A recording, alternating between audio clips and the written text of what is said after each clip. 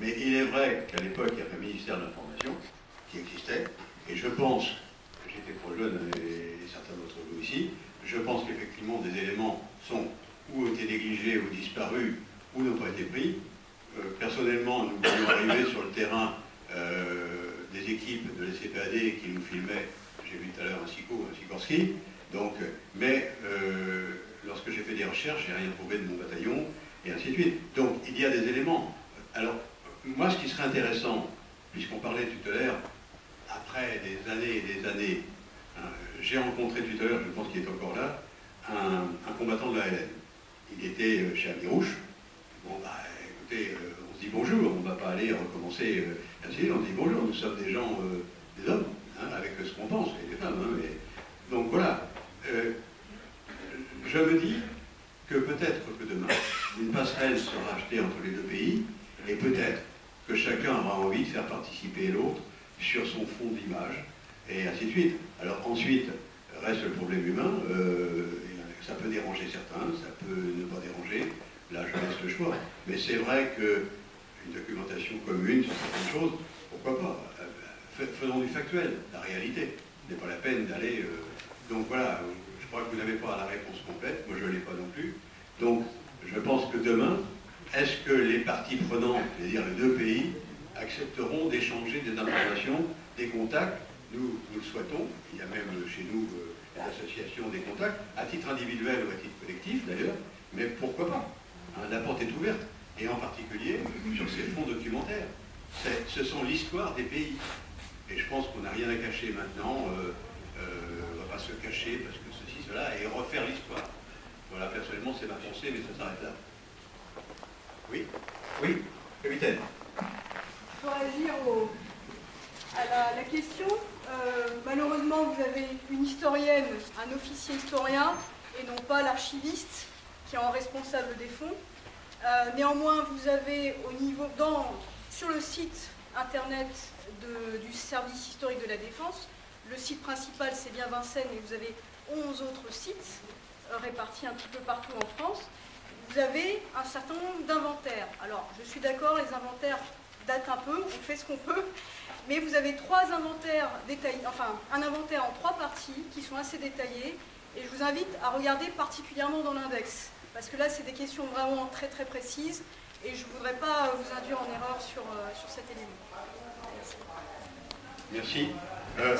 Je rebondis sur ce que vous venez de dire. Est-ce que, dans le même esprit que le CPAD, j'ai pu comprendre que oui, le service historique est accessible selon des rendez-vous, selon des horaires, bien sûr. Donc, nous pouvons éventuellement avoir des contacts avec vous sur cela.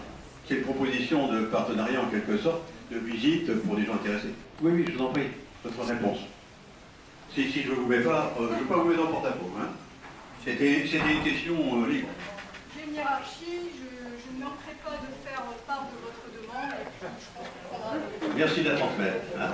Mais c'est un vœu, mais bon, je comprends très bien, nous sommes dans un secteur bien... voilà. Il y a d'autres questions. Bonsoir. Henri Pouliot, je suis membre du collectif sur le 17 octobre et sur le collectif de Maurice Audin. Je vous invite d'ailleurs le 17 octobre prochain à être à 18h au Pont Saint-Michel pour commémorer ce massacre qui n'est toujours pas reconnu comme un crime d'État. Mais par rapport à l'affaire Maurice Audin, je suis très directement intéressé. François Hollande, le 18 juin 2014, disait « Mais des documents et les témoignages dont nous disposons aujourd'hui sont suffisamment nombreux et concordants pour affirmer la thèse de l'évasion qui avait été avancée à l'époque. Maurice Audin ne s'est pas évadé, il est mort dans sa détention. Depuis 2014, personnellement et pas seulement personnellement, je suis intervenu auprès de François Hollande, auprès de Pierre de Villiers, etc., pour essayer qu'on ait enfin ces documents et ces témoignages concordants, nombreux, qui permettraient de savoir qu'est-ce qu'est devenu Maurice Audin. Où est-ce que je pourrais avoir une piste pour trouver ces documents concrets? C'est une des choses, je crois, aujourd'hui, qui impacte toute la question autour de la guerre d'Algérie. Il y a des tas de choses qui sont impossibles à pouvoir contrôler et connaître, Et à partir de là, comment on pourrait enfin avoir des informations très concrètes.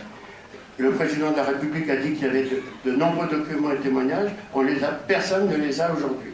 Comment on peut faire pour les avoir? Est-ce que c'est l'EPAD? Est-ce que c'est le service historique de l'armée? Où est-ce qu'on peut trouver ces documents? Et quand? Je peux répondre pour la partie CPAD. En fait, ce qui se fait passer en métropole ne fait pas vraiment partie de mon fond, puisque moi je me concentre sur l'Algérie. Donc comme je vous le... C'est l'Algérie. C'est l'Algérie. Oui, je crois que l'intervenant ne va pas pouvoir répondre pour l'ensemble de tout ce qui nous préoccupe. Je ne peux que dire que bon, je vais dire puisqu'on se connaît, tu t'es adressé aux autorités. Bon, je ne voudrais pas dire qu'une autorité a chassé l'autre, c'est pas le mot, mais a remplacé l'autre. Alors, connaissant ta pugnacité et ta patience et ainsi de suite, bon, mais c'est pas une réponse, c'est pas une réponse bateau.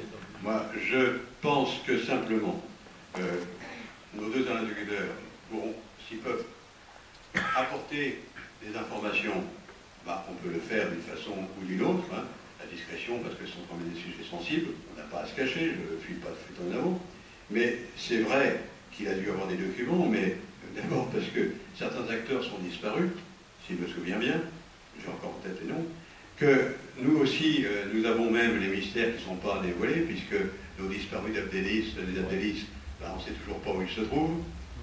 Pas plus tard qu'il y a quelques instants, j'étais donc en contact avec notre ami de l'ALN, je vais dire notre ami, non, pourquoi pas, et je lui racontais que j'ai connu Tariq Mira.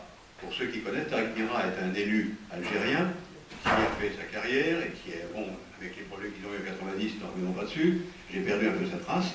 Il était le fils d'Abderrahman Mira, qui était le deuxième homme de chez Amirouche. Et un jour, il m'a posé la question, est-ce que tu pourrais me dire où se trouve mon père? Bon, je vous fais un peu la même réponse bateau, mais ça fait partie de ces mystères qui n'en sont pas, mais il y a peut-être des chats et on enterrait le tout et on ne saura peut-être jamais. Alors, c'est un sujet délicat, on ne sait pas bien si on n'a pas fait de documents ou si on les a terminés, on ne sait pas. Et je ne pense pas qu'on ne peut pas vous mettre en porte-à-faux. Merci si jamais vous pouvez éclairer notre route, en particulier celle de notre ami. Et bon, voilà, c'est tout ce qu'on peut dire. Je n'avais pas de fuite en avant. Vas-y.